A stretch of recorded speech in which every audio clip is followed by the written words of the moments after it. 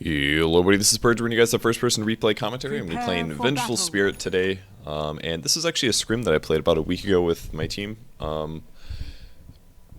think it was just a scrim, I believe. We were just playing a bunch of matches to practice, and I was doing a Vengeful Spirit. So we almost never draft Vengeful Spirit. I skipped the whole draft, by the way, because I'm a bit limited on time, and I don't think it's...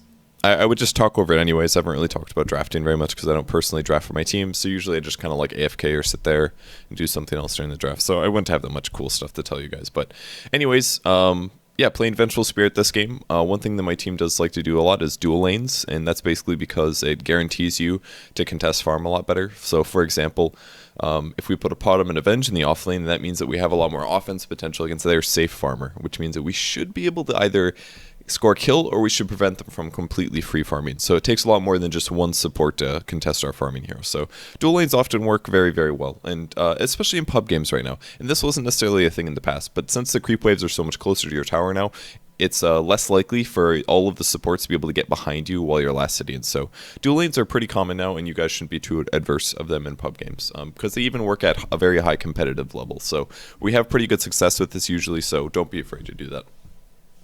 Anyways, the heroes we have, I'm going to speed up during the pause, by the way. Here's we have our Mirana, we have a Magnus, a Crystal Maiden, a Venge, and a Lifestealer.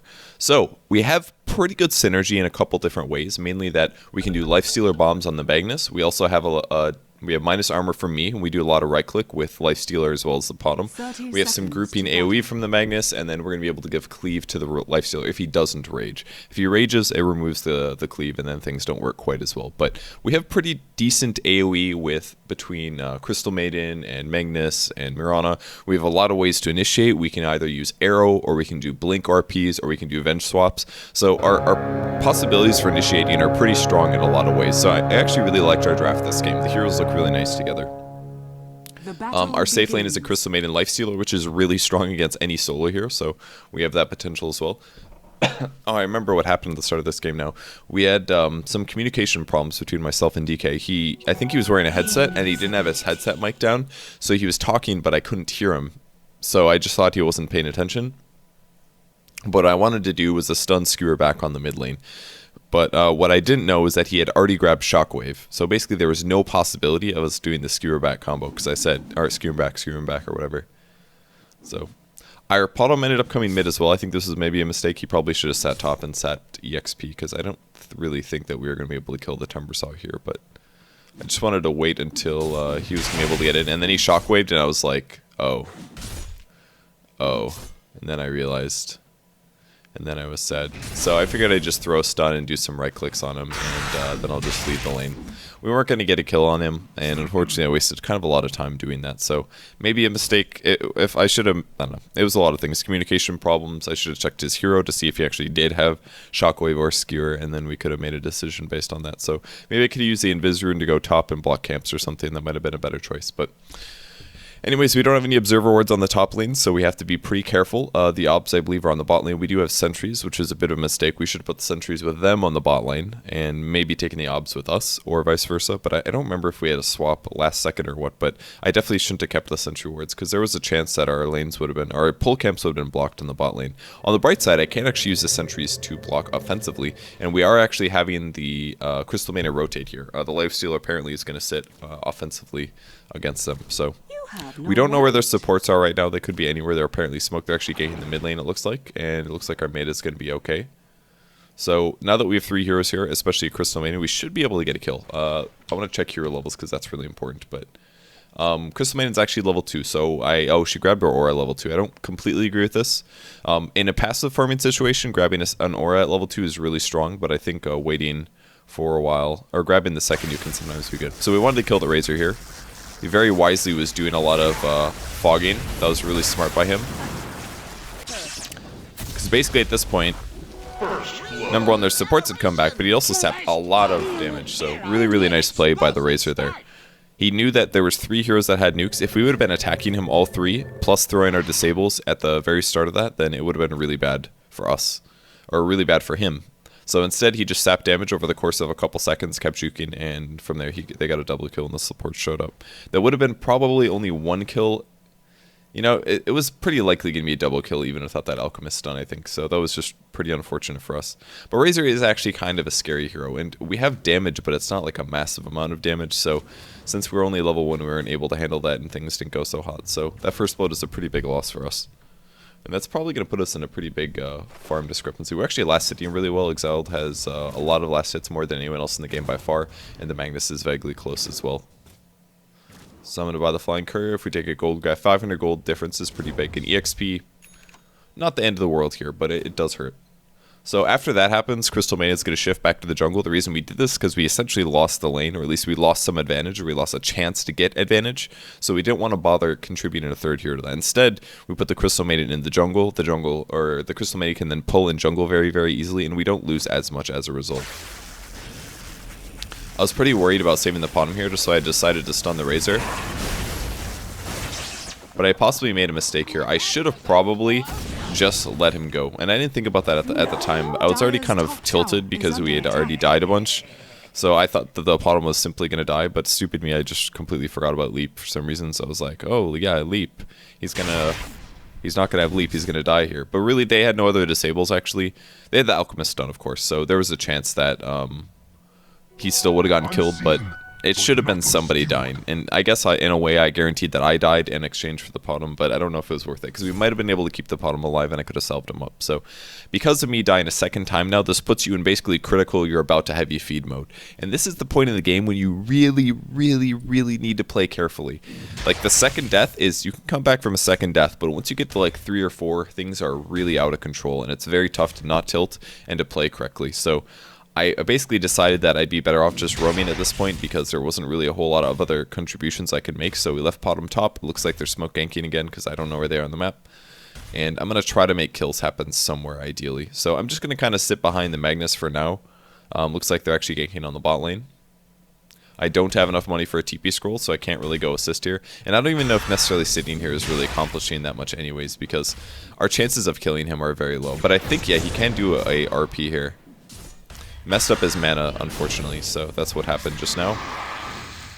So basically, he shockwaved. We were hoping for an RP skewer back into my stun, but unfortunately, he didn't use his mana properly. He did a shockwave first, and then he RP'd, and then he didn't have enough for a skewer back. So his combo was wrong, and as a result, he wasn't able to knock the Timber Saw back into my trajectory, where I would have been able to land a stun and some disable follow-ups afterwards. So. Hello. The checks are right over here.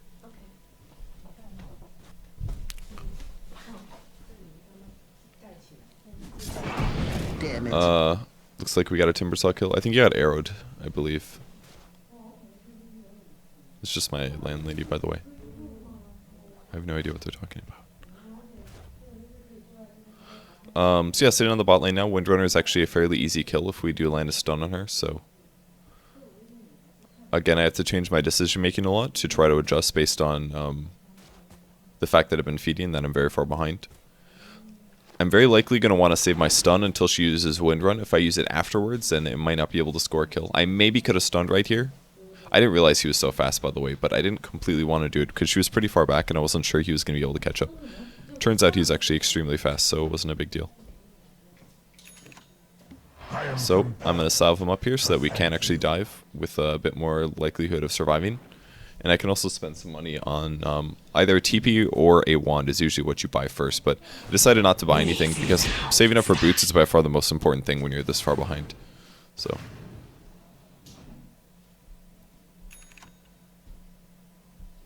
So for now, we can go do some pulling or something like that. If I do a pull, I should be able to get up to boots gold. And again, boots gold is pretty important. Also, there's some creeps dying over here that I could be getting last hits on. I didn't think he was going to go to the jungle right here, which is why I went to go pull. But if I would have known that, I would have just sat in the lane and got a little bit more EXP. EXP is very precious when you're behind as well. Like, every extra level is going to make a big difference. Like, I'm about to hit level 4. It'll increase my wave of terror, so I'll do a bit more minus armor and slightly more HP removal damage.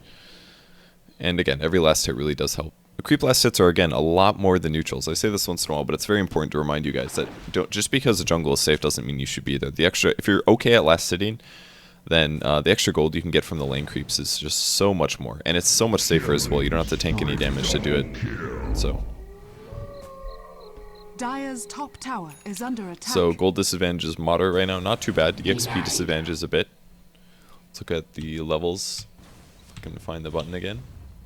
So our supports are a bit behind their supports. Not a huge amount, but a moderate amount. And our cores are mostly behind.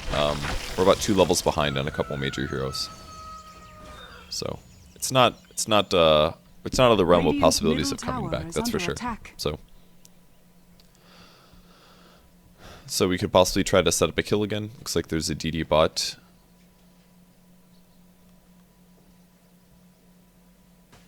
Dominating. Looks like Mirana's gonna end up killing Razor. And then we find some supports.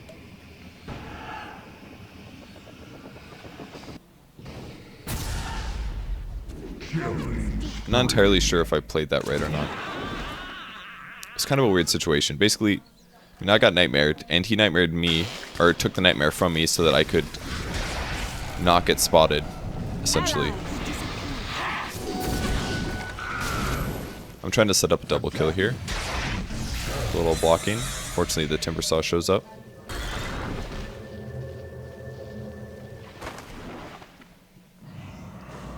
It was a mistake for me to break invis twice.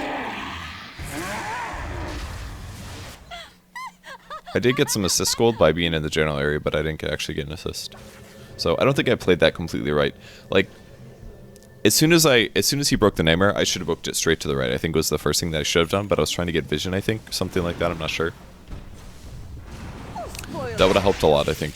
Because if I would have broke vision to the right, then I could have broken the nightmare from him, and maybe we could have left frogged and actually been hiding by the time he came around the corner and the stun was about to pop. So, I don't know. I didn't know the Alchemist was there when we first broke invis, and I'm breaking the nightmare from him. I don't think would have saved him. Like, the stun was going to kill him anyways, no matter what. It's really a nice shackle shot. Aw, better luck next life. Now we're getting pretty much hella dived because they have a big advantage.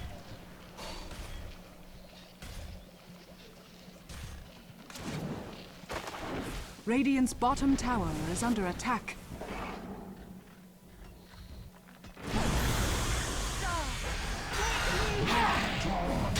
Why do you hate ginger soul? Really wanted to kill the Razor. Radiant's It's a really bottom big save tower there. is under attack. I get to win. So this buyback does end up getting a kill. But it did cost them some money. We might actually end up dying from it. We're basically just getting outplayed right now. And then he ends up stunning himself. I was really lucky.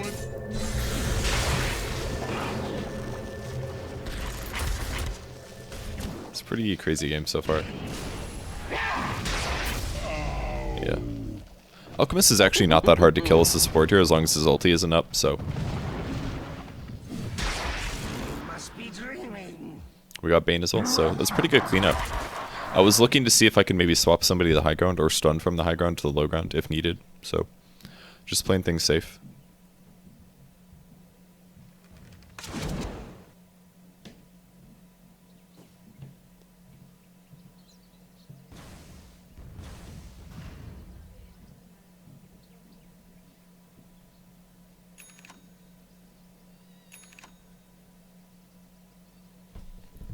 And at this point, we've stabilized a little bit. The fight started off really, really bad for us, but things are a lot better now.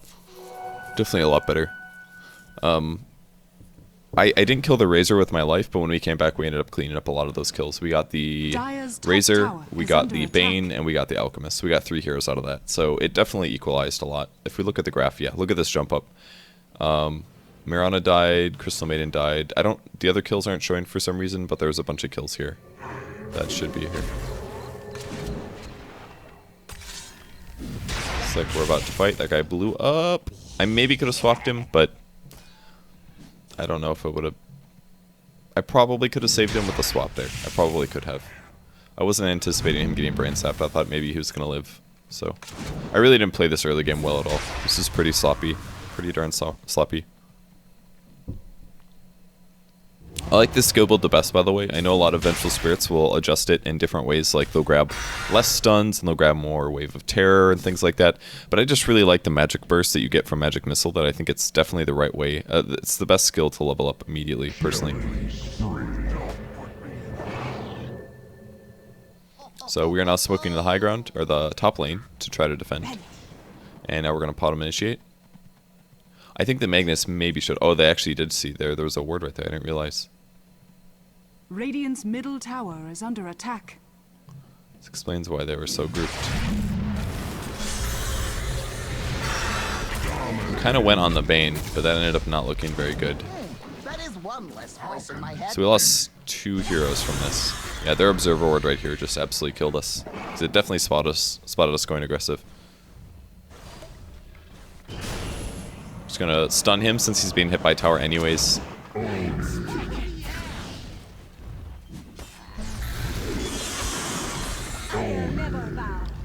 But yeah, their Observer Ward really helped a lot there. I didn't realize that's why they spotted us, but it was a nice ward. We should have anticipated that maybe. We basically played that assuming there was no vision, and they definitely saw us. So Radiant's bottom tower has fallen.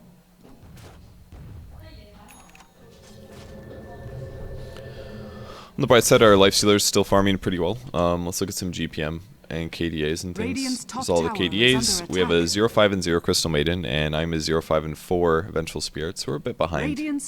Our net worth is basically nothing. Very, very few items. Boots and a magic stick is probably the best things you can buy if you're really far behind. Sage's Mask is a little overpriced for what it does. You're better off buying a gauntlet. Usually, I'm planning to make an urn here, but if you are really far behind, it's better to generally buy an urn. I really wanted to initiate into this, but unfortunately the catapult was showing. We could have just smoked actually, which might have been the better option, and then we probably could have gotten a kill reliably, but we did not do that, so... Sometimes it's also good to grab an early level of Vengeance Sword instead of another level of Wave of Terror, because this is guaranteed damage for your team. But you have to remember that percentages of your damage is very, very low in the early game. So 12%, for example, of my 65, 10% is 6.5 damage. So 12% is maybe like, it's probably like 7, 8 damage. It's basically giving me 8 damage, which is okay, but it's not that much, really. I mean, I could, instead of getting that 8 damage, I get 20 AoE damage from my HP removal from Wave of Terror. I also get an extra armor reduction. Like, arguably, on a me alone basis, the level of Vengeance Sword is not really that worth it. It's nice when we're in a team fight or we're ganking and I'm with, like, Lifestealer or other heroes, but me solo, it's not really that amazing. So.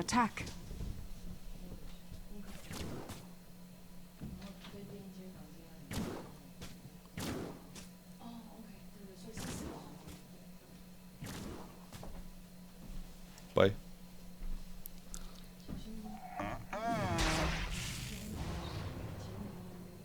At this point, we're kind of just looking for a kill here, and we want to just blow up the Razor as fast as possible. We do end up getting the kill. We lose Crystal Maiden as a result. I should have wanded immediately after this fight, though, to get my mana pool up. There he was. I was able to get him with the stun, but unfortunately... Unstoppable double kill. I think my positioning could have been a bit better there. It was a little sloppy by me. We're invisible right now. We got a bunch of heroes dead. Not everybody's here, so we gotta leave. I think the initiation was okay. He was frostbite right away, so I didn't necessarily want to stun immediately. I think waiting a bit was fine. But at least we killed the Razor. We got the Razor killed, and we lost 2, which is not a good trade, but it's not the worst trade ever. They're at a really big EXP advantage, and the EXP advantage is, alright, the gold advantage is very, very high as well. This game is not very close at this point, so...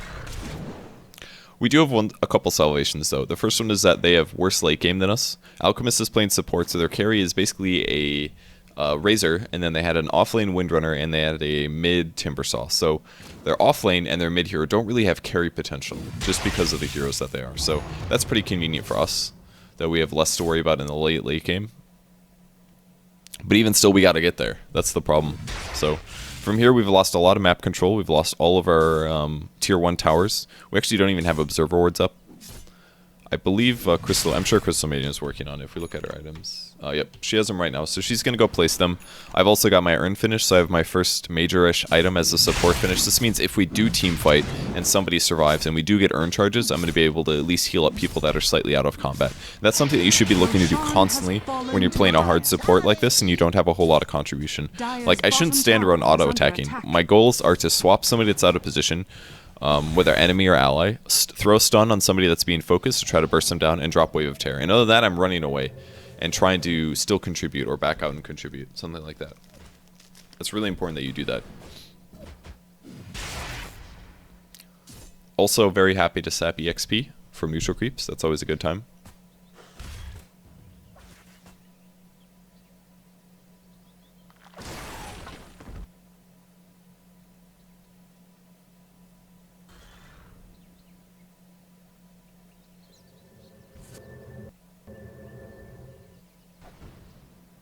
Fortunately for us, we're getting a bit dewarded, so losing a ward there is actually pretty big, because they're very likely to just camp a lot in our jungle right now, since we're so far behind. It's a very easy way for them to still be aggressive and possibly get kills, and then with those kills, push from it. So losing that observer ward vision is a huge deal. And now I'm about to hit level 6, or level 9 that is. And again, I usually just like maxing out Wave of Terror. I don't necessarily think this is right at this point, because at least one level of Vengeance Aura is usually pretty good at this point, because I'm giving about, we'll say Lifestealer hits for 100 right now if we take a look at him. Yeah, he hits for a little bit more than 100, so I'd be giving him like 15 damage at the moment, something like that, which is okay. It's okay damage.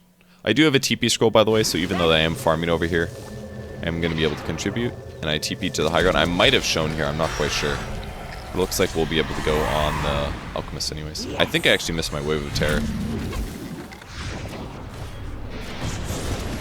Really want to make sure we kill the Alchemist, which we do. Oh, no, now what?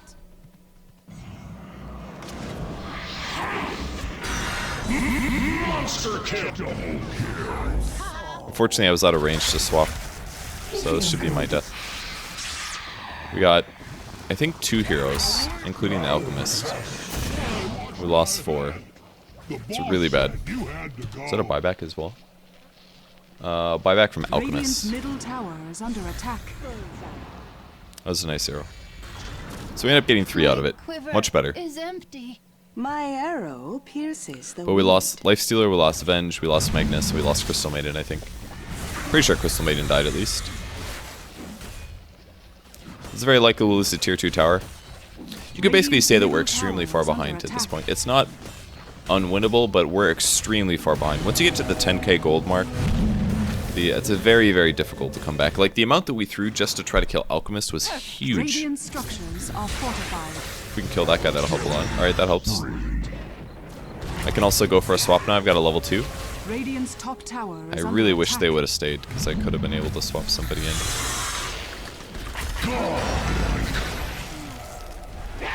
Nobody takes me seriously.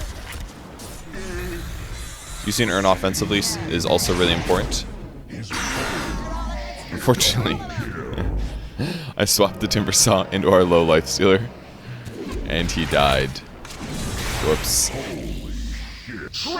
I was scared he was going to get away, so I swapped him back, and then I think the life stealer turned off his armlet, Dire's bottom tower so then he is under died. attack. So that was pretty much my fault. Radiant's middle tower. Fortunately, his skewer was really short there. He ends up killing the Timbersaw for a godlike and then dies, which is actually worth it. He gets 1,000 gold out of that, so that was pretty okay. My swap was maybe could have been better communicated. I don't know. I didn't really feel like anybody was that low when I did that for some reason. I was like, oh, we're doing fine. This is no problem. I'll just swap them. We're gonna win this. We're gonna get this kill. And then he turned around and just kind of killed our hard carry, Radiant's middle tower which is really under unfortunate. attack. So that honestly was a big mistake. Losing our hard carry like that, like our hard carry was gonna live very likely, because Timbersaw was the only hero there, so he would have had to turn and initiate. It would have been the only way. And now he's got a ridiculous amount of items. He's got Boots of Travel and a Bloodstone and a Plate Mail. So basically, there's very, very little way that we're gonna be able to kill that guy. It's pretty much not gonna happen. Anyways, as we could transfer into late game here, or mid game at least, My goals as a hero, again, swap out heroes that are out of position, but now I need to focus more on probably going after the Bane. So if the Bane is Fiend's gripping somebody, I need to cancel that immediately. And luckily my swap is now a high enough level where I can kind of do that. It's a pretty good range. Wave of tearing your opponents is always really important. And we're going to try to catch them if possible. I'm looking for a swap target. But all I see is the Timber Saw, and I didn't really want to do the Timber Saw. Like, basically the issue is I can swap that guy though.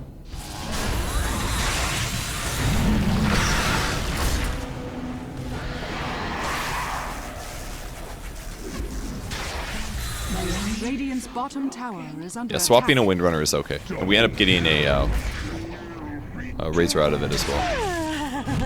I also forced the Timber Saw to take an extra couple seconds to try to kill me, which is really useful. If I make the Timber Saw waste that much time chasing after me at low HP just so he can guarantee the kill, then that means that Timber Saw isn't just doing a bunch of AoE and messing up the rest of our team. So that was honestly pretty solid. Definitely worth the swap there. Again, I didn't want to swap the Timber Saw because Timber Saw is a pain in the butt to kill. If it was anybody else, I would have been happy to swap them. But you can't swap the tankiest, hardest to kill hero on their team and expect it to work. And that's it's a mistake that a lot of Vengeful Spirits make, is that, oh, there's a hero, I'm going to go on him because he's closest to us. But then I would have swapped the Timber Saw in, he would throw a full combo and do like 600 pure damage, and very likely we weren't going to be able to pick him off.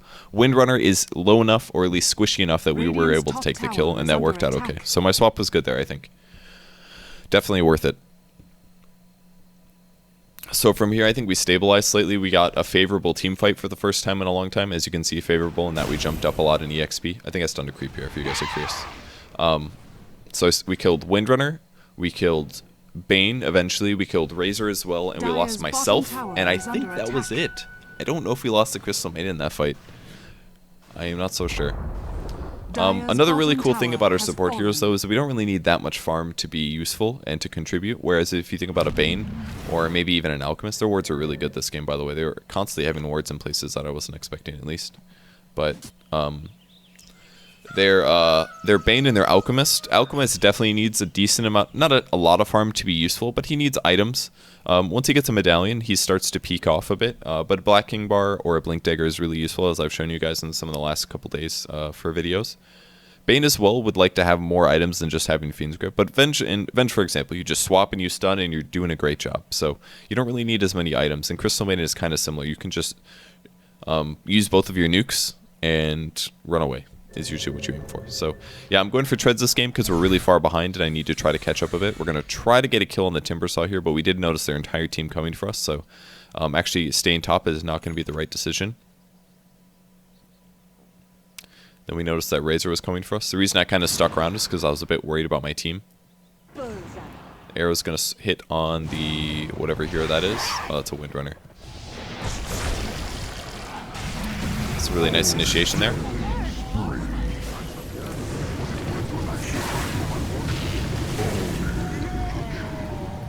That was a really good fight. I think that was the part of the game where my opponents or my allies were like, God, they have so many items. And I was like, items don't matter if you kill them. And then we killed them and it worked really well. Like, that's basically what we did right there. We just said, they're there, we know they're there, and we're going to jump on them. And luckily for us, we got a great RP off. We caught 2 heroes, and we also did an Infest Bomb, so an extra little nuke on top of that. So we killed 2 heroes at the start of the fight. That was Windrunner as well as the Alchemist. Of course, this was partially started by a nice arrow, but and just followed that up with another kill. The hero that wasn't there in that fight, I believe, was actually Timber Saw. And this was one thing that my allies pointed out that I didn't necessarily notice this game, but the hero that by far has the most net worth on the team is a Timber Saw. Which, whatever, fine. He's been playing well. He has a ton of farm, but he needs to be in fights. And he wasn't actually in that fight. I think he was off farming his Shivas, which is why he just finished his Shivas. I don't think they were necessarily expecting to fight. They were just kind of sitting around and trying to gank. But it turned into us fighting their team and Timber Saw not being there. So even though we had a really good initiation, even if Timber was there, there's a decent chance that he would have killed at least one of us, or at least disrupted the team fight a lot more. So I really put him in a bad spot. I was thinking about swapping this.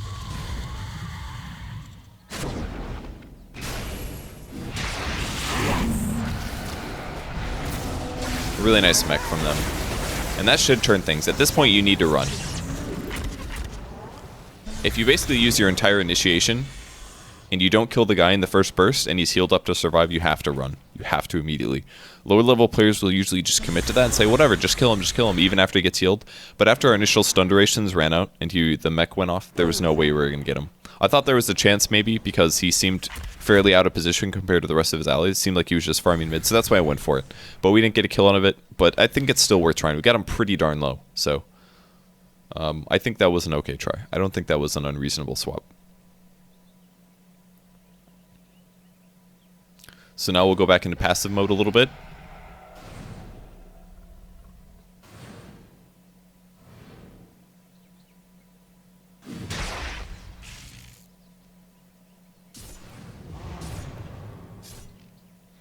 My next item that I should be aiming for, I don't remember what I got.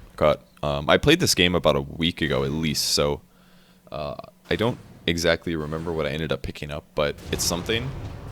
I think it was a 4-staff. I really don't remember. I don't remember what I bought this game. Let me think. Oh, I remember now. Okay. Well, we saw that observer ward go down, so I was going to go D-ward that, but 4-staff kind of works. It's useful against Timbersaw. You can escape. It's useful against Razor. It's useful if somebody gets shackled, so 4-staff is really useful. Ghost Scepter is another core support item that are pretty common. I just put that a little bit lower because I didn't want to block the camp, but basically get a kill and run. I think those might have been my first 2 sentry wards that I carry. I always like just hold support items for the entire game sometimes, and it's probably not the right thing to do, but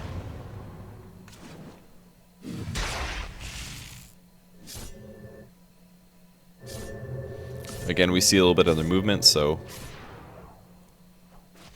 we can do an item check. We have an armlet and a basher. That's it on Lifestealer, which isn't very much farm. The Razor has a mech and an Aghanims. Their Windrunner has a blink and a 4-staff. There's a 4-staff on Bane. Alchemist is working for a BKB, and Timbersaw has a ridiculous amount of farm. The Bloodstone, Shivas, and Boots of Travel. So that is a lot of items. Their net worth is still way up there. We're starting to catch up a little bit. What does Marana have? Just I think we told him he's going Desolator. He wasn't quite sure what to do for a damage item, but Deso was really good against Timbersaw. That was very close. I think they really still don't have vision, and luckily for us, we're able to back from that. If we would have gotten caught there and were forced to fight, it wouldn't have been a good fight. It's very important that we initiate and they don't, because especially with a Magnus and a Lifestealer, being able to jump in on them is definitely more important. If we can start the fight with 2 heroes being stunned for 3 seconds, it'll give us a big, big advantage. Or if we can start the fight with a swap, things like that. It's a much better way to start the fights. It's considering swapping this guy, but of course we didn't have our whole team here. So we're going to lose a tier 2. And the item I decided to purchase was a Blink Dagger. This might confuse you a little bit, because Force is generally better, but the Blink gives me a lot of mobility that I'm lacking against their team. It also gives me the possibility of swapping an opponent and then immediately blinking to where they are. So it basically makes me more survivable in some ways.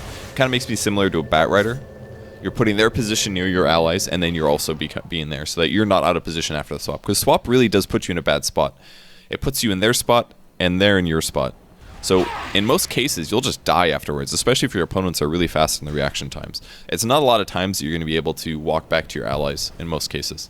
So, this point kind of felt like going in. We had to wait for Lifestealer to get here, though. If we started a fight when our whole team wasn't here, we could definitely lose it. So now we're looking for an entry. The mistake I made is that I forgot that Razor actually had an Aegis.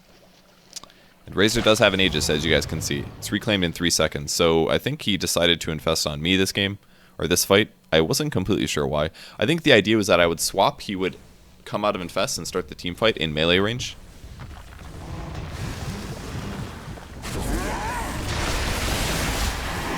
And there we go. Combo is done. We blow him up really fast. Again, the downside is that... That's right, they had an Aegis, so... So I'm going to buy back here. So really don't want to lose racks. I don't know if that was completely worth it. As soon as I bought back, they escaped. They backed up. So that was probably as a result of my buyback. But I think that was honestly pretty worth it. If they can back off and not try to take a rack right here, if we can just delay the game until late, we're going to be sitting pretty okay. Also, swap has a really low cooldown, 45 seconds. Yep. Very, very low cooldown on this, so even if we would have started a fight there, there's an okay chance that it would survive long enough to have another swap up. So that's one of the nice things about Vengeful Spirit. There isn't really like a downtime where the hero stops being useful during a game.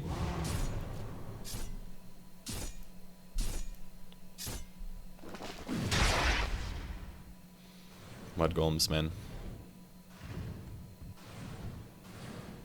This also heavily delays my my blink dagger, which is something to be concerned about.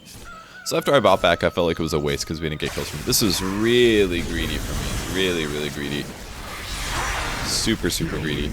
I knew that they were in the mid lane because we saw them, and I decided to stay in the jungle, and the thought was, oh, they won't come into the jungle, it's going to be fine.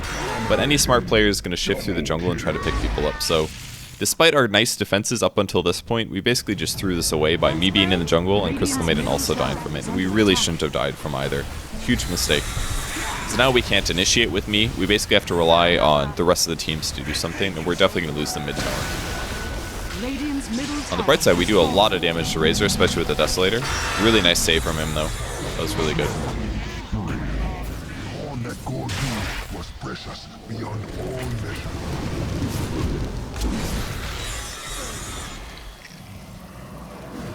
Radiant's middle barracks are under attack.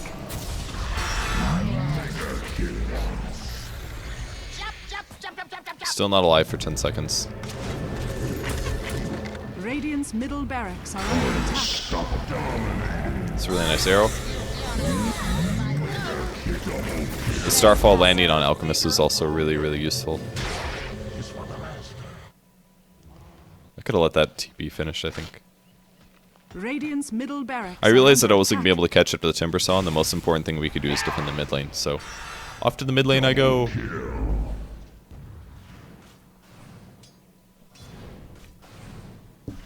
Oh, yeah, one other thing I could say about Vengeance Aura is that technically, if you actually level it up, I mean, I gave some numbers about why it's maybe not the best skill to have in the early game, but if you actually put a lot of skill points into it, it does pay out pretty decently. It gives you a 36% damage increase, which is pretty large AoE, as you can see. It's a 900 radius, so it's pretty much the whole screen. And that's starting to become a lot of damage for my allies. So if we'd like take a look at their damage, so it would give it's basically giving my Marana a free Demon Edge. It gives my Magnus a Demon Edge. It basically gives everybody on my team a Demon Edge, other than the supports. We're getting a little bit less. I did a swap here, sorry I missed that. I thought this was going to be okay. Wasn't okay at all. Sorry I didn't have the lead up to that. I thought there were a bunch of heroes dead, and we were really close to a tower, which is why I shouldn't have done it. But I thought there were a bunch of heroes dead, and we were going to be able to pick off a hero for free. I thought they wouldn't think that we were there or something, but I swapped him, and unfortunately it ended up being a really stupid decision, and I ended up dying, and that's going to allow them to push again. So that was so bad. But like little mistakes like that are really important to learn. Like I was like, oh, let's fight right next to their tower, even though they have a lot of gold advantage. Because when you force a fight like that, then it basically forces you to initiate, and they will have TP support. And if they buy back, their heroes will still be there. It's like defender's advantage, essentially. It's really unfortunate.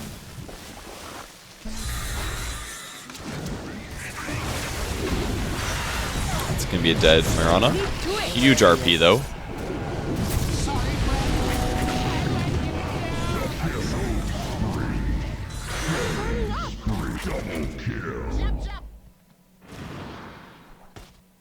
The RP was so big. Such a big RP. You got all 5.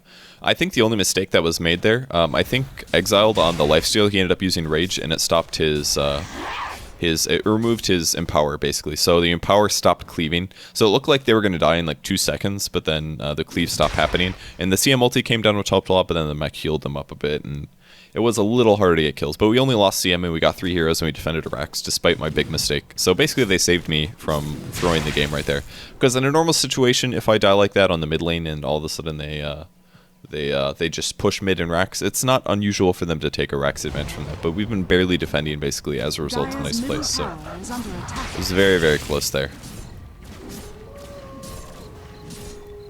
Luckily for me, though, and the rest of the team, we didn't completely throw it. But some of my Vengeful Spirit decision makings need to be improved. I really am not doing it perfectly at all. But this is like the first time we played Venge in a scrim, though, I think. So it's very difficult. Venge is a very, very high, it's like a very high skill cap support hero. It really is, guys. And it's just because of the fact that there's a lot of mistakes you can't make. Like It takes a lot. You have to know a lot about when it's right to fight, and you're basically making the decisions to initiate, so. DDs are really good for jungling, so I might as well use this to get some CS and EXP and stuff. It's also in a bit of a downtime between all the fighting, so definitely the right time to go be a bit AFK.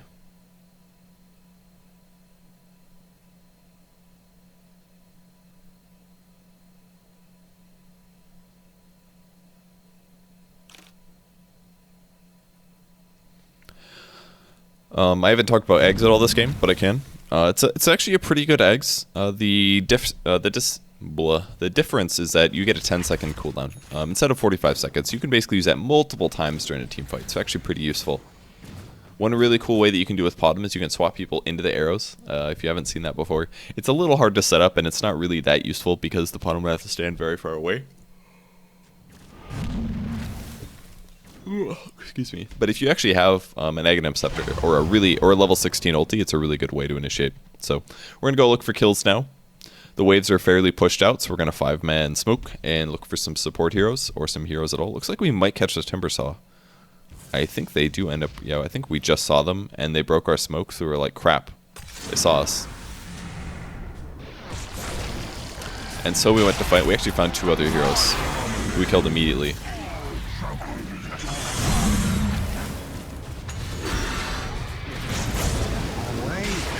Really nice RP.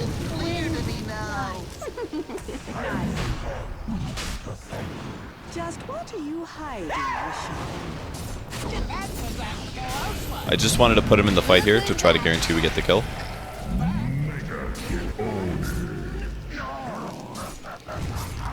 So yeah, that worked out really well. We got 5 kills and a buyback from Windrunner. So that team fight was really, really big. But they were pretty spread out. They probably shouldn't have been 2 in our jungle like that. Really nice snatch from the Windrunner. She blinked in, stole it, and then 4-stepped out. I think she did get arrowed though. Being dead Yeah, she does end up dying. Whether or not we can stop the blink is not. Oh, we do actually get her. Alright, that's probably a dead hero. Well, that was really big. hand in mine. Oh wow, he was actually trapped out there. We didn't know that.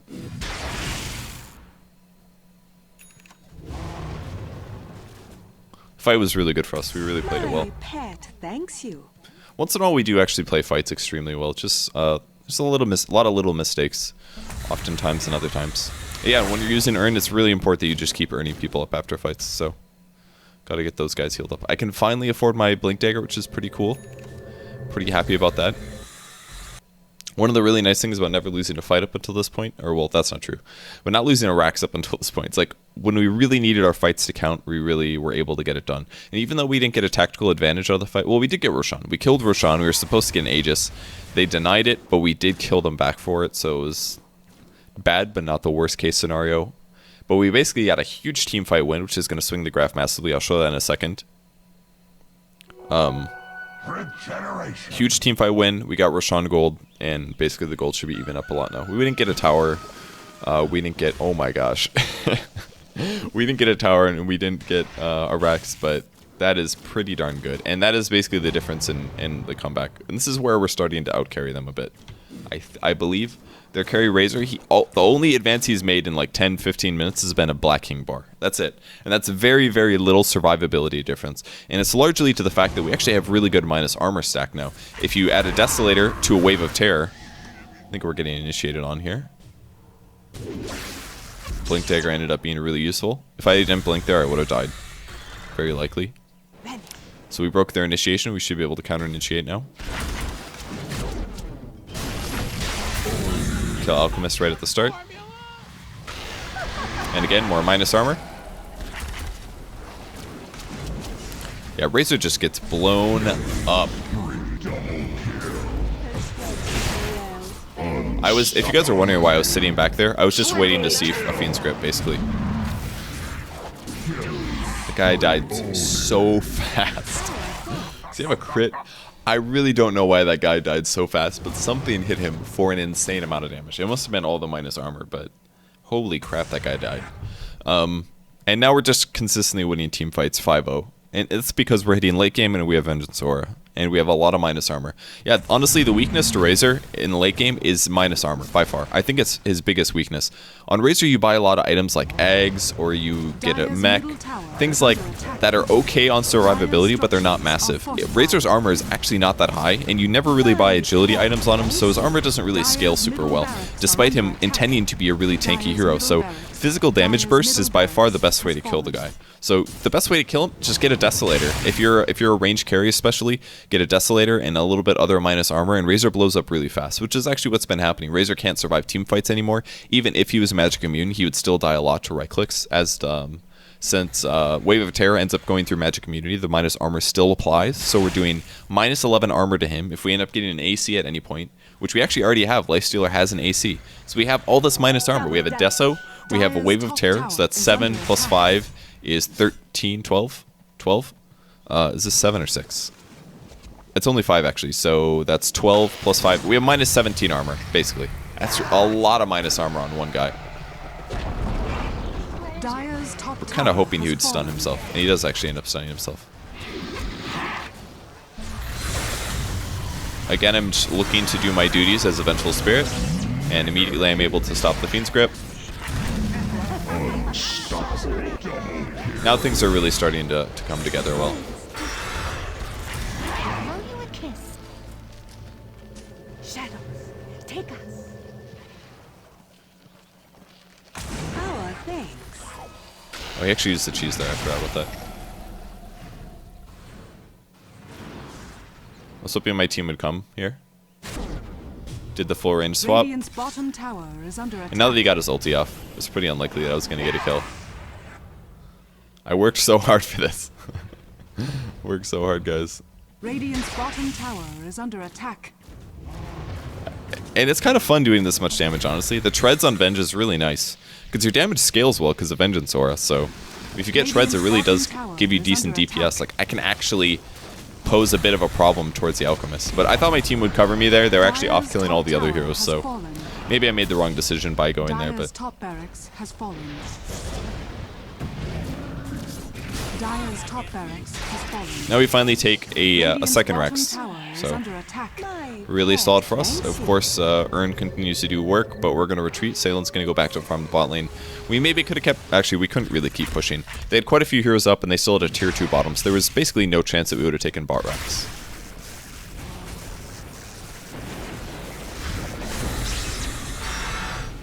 And this is where you do your job as the Vengeful Spirit, and you throw your life away for the good of the team.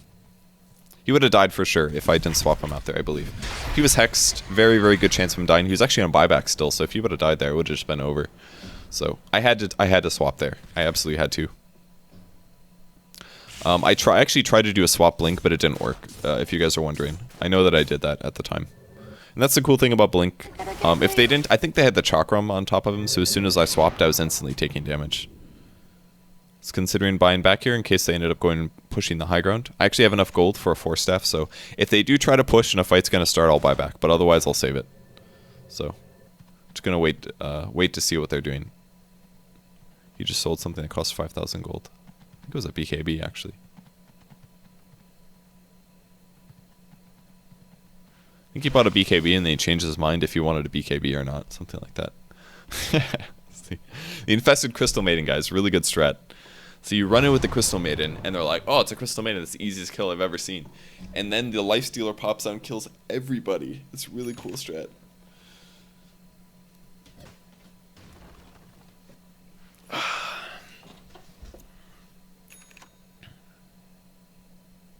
So, since I didn't have to buy back, I can get a 4-staff, and now I'm even stronger as the support. I can swap and 4-staff myself out if the blink doesn't work, for example. Or I can 4-staff my allies if they're slept or hexed or whatever.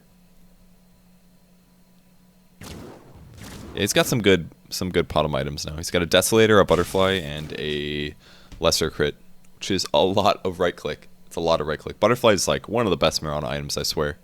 Like, Mirana is actually a really scary ranged carry as the game goes on if you just grab damage items, because she actually hits quite hard. Her agility gain is pretty good, but with a couple wise item choices, it's a lot of DPS from a ranged hero, which is really scary. You don't usually see it very often, basically. We probably should have swapped him there. I thought it was going to be a case where his team was right behind him, but that actually wasn't the case at all. But I should have swapped him there. That was my mistake.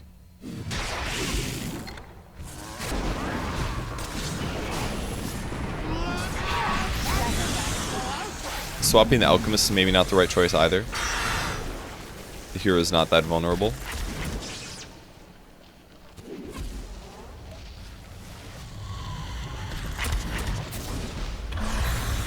Dire's middle tower is under Yeah, attack. that was not a good fight. That was not a good fight. Definitely a bit of throw in that one. God, that was close. Him not dying there was really big. I don't know what's his buyback status. He actually did not have buyback. If he would have died there, they probably would Rax for sure, I dare say. Man, number one, horrible fight. Like, I shouldn't have swapped the Alchemist. I should have gone to somebody more important, like Razor or somebody. Again, if I kill Razor, that's like most of their farm. At least a large percentage of it. Timbersaw alone can be kited, for example. So, but yeah, this is where the double Rex really helps out. Instead of them being able to push and take a tactical advantage, whether that's a Roshan or a Rex, they actually just have to go back and save their towers and push out the other lanes. So, it's really why taking Rex helps so much. It's now one-shotting range creeps. And Lifestealer killed Alchemist for free, which is pretty nice.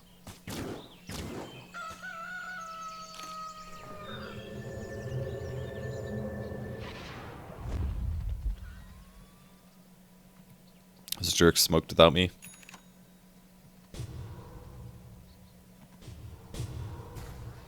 Team Blink. We're just going to push bot lane, so we're fine wasting our abilities. They are smoked, by the way, if you can tell by them not being on the map. We weren't completely sure about this. Dire's bottom tower is under In fact, attack. I'm very scared for Mirana right now. And there we are, we found them. Unfortunately, I swapped him out immediately upon the RP being used, so... Triple kill! Unstoppable ultra We cleaned up a bit. It was a pretty good fight.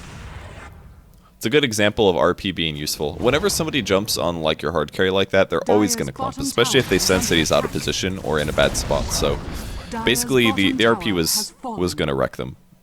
More or less. It's very difficult to adjust your positioning so you don't get counter-initiated on like that, but they weren't able to do it properly and it didn't go well for them. So Dire's structures are fortified. So we do end up taking this late enough and we do end up winning the game. It was not easy though. The middle Rax defense were super clutch by my teammates.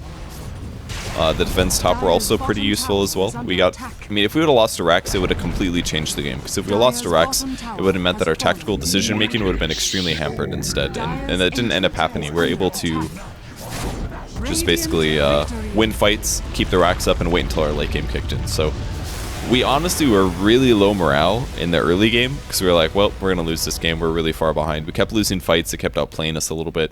But luckily we stuck together and we just kind of ended up killing them a lot, and then the team fight started going really well. So try not to get too discouraged in most games. It really does help a lot to keep your morale up. So that's it for a Vengeful Spirit game. Again, I didn't play that well at all, but I think it demonstrated tons of good properties about how to play the hero correctly. And yeah, I think that's about it. Thanks for watching. Right guys. All right, see you later. Bye.